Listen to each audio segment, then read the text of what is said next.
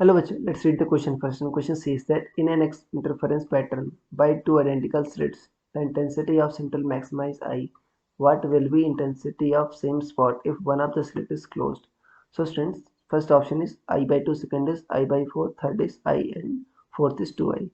So आपको पहले समझना होगा की कंसेप्ट क्या यूज हो रहा है इसमें. की कंसेप्ट इज इंटरफेरेंस. की कंसेप्ट इज इंटरफेरेंस. और इंटरफेरेंस में क्या होता है कि अगर दो या दो से ज़्यादा वेव्स किसी पॉइंट पर मिलती हैं तो जो उनका नेट इंटेंसिटी आता है वो उनका अलजेब्रिक सम आता है.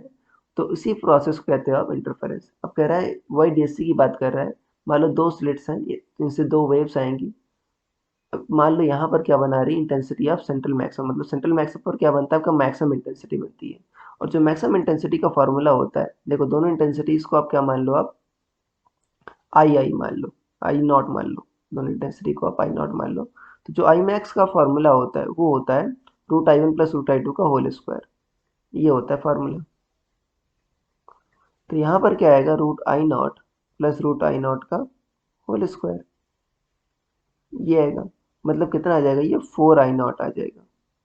तो आई मैक्स क्या दे रखा है, आई. ये आपका ऑप्शन नंबर 1 हो गया. अब कह रहा है कि आपका कि अगर मान लेते हैं एक स्लिट को ढक दिया जाए तो क्या होगा. अगर एक स्लिट को ढक दोगे तो इंटरफेरेंस अभी होगा नहीं, कि अभी सिंगल स्लिट ही बची. तो उसकी इंटेंसिटी तो आई नॉट ही होगी. तो फाइनल इंटेंसिटी भी क्या होगी, आई नॉट होगी. अब आई नॉट क्या लिख सकते हो यहाँ से, आई नॉट लिख सकते हैं यहाँ से आई बाई 4. तो क्या इंटेंसिटी बचेगी आपकी, आई बाई 4.